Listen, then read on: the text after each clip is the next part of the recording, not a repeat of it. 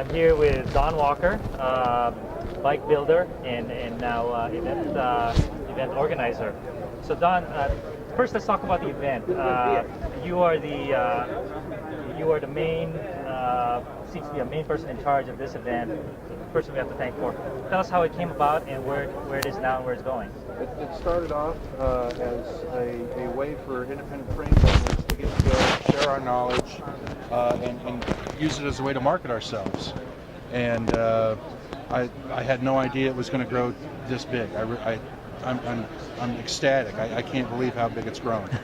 As far as the future goes, I think we're probably, within 10 or 15 booths or exhibitors away from maximum density or so. It's still a frame builder show despite all the support you see from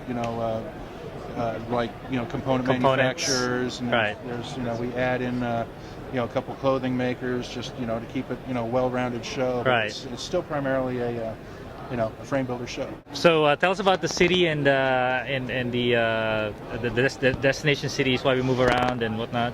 We move around to keep it fresh, so the exhibitors might not be the same, but the attendees might have gone 1 year and not the next. Right. And we want to keep it fresh, so there's always fresh people coming in and checking out what we're doing. Right. So fresh location, fresh people, fresh exhibitors, and it just keeps the show really solid. Any insight into next year's location? I can tell you that it will not be on the East Coast. Will not be on the West Coast. And there you have it. So Don, also a frame builder as well. Why don't you show us about this beautiful machine we have in front of us? This is my own personal track bike. I was looking to do something really special. I'm known primarily for making performance bikes. Performance tubing is usually not round, and it's not lugged. Normally I fillet braze everything. This was, I think, the third or fourth lug bike that I had ever made, and what I had done was I had picked the largest lugs that I could find, so it would be oversized, so it would be light and stiff at the same time. I see. And that's what I did here. The tartan paint job is the Black Stuart tartan. I'm actually, I can be Stuart of Appin or Clan McGregor, but I just happen to go with Black Stuart because I thought it was a much better looking tartan. So aesthetics count. Absolutely. Anything else on the bike worth pointing out? Yeah, I'd like to thank my friend Nate over at Zip. He's hooked me up with some really good Zip 404s that were basically known as a private label, so they don't have the golf ball dimples on them. Right. And I had my painter paint them to match the bike. Right. This thing's outfitted with Continental Sprinter tires. I figure anybody that's riding a track, or at least a cement track, should be on no less than a Continental Sprinter. I think they are the ultimate track tire as far as durability is concerned. Right, a great balance. Yeah, and then the drivetrain, Campanolo cranks, Philwood cog.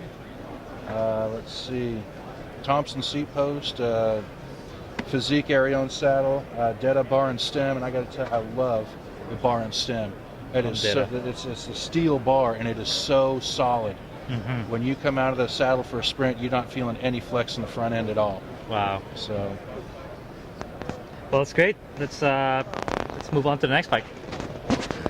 This is an example of more of one of my racing bikes. It's got an aero down tube. It's got aero seat stays. It's built for nothing more than to go fast, as fast as it can possibly go. As fast as the rider can take it. Right. What other qualities are worth pointing out on the bike? This one is fillet brazed, which is where you heat up the brass around, or whatever the filler metal you use around the tubes, and smooth it out so it gives a real smooth radius, gives a real pretty finish. Right. Excuse me. And how many frames do you produce per year, and what's the mix of frames that you produce? Right now I did 10 frames this past year, and I struggled to get those done. It's been a busy year. It's been a busy year with the show, that's for sure. The two hats. Yeah, but primarily I'm known for my track bikes. Right. I make an occasional road bike, but most people when they come to me, they're looking for performance. Right.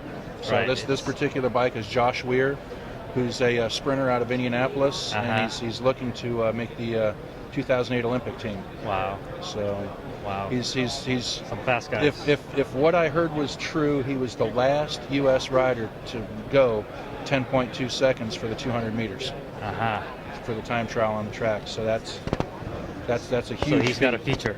He's the last guy to do it. So let's hope that he can do it again this year. And if he does it, it'll be on this bike. Right on. Well, thank you, Don. It's a pleasure seeing your bikes here. Oh, thank you. Appreciate it.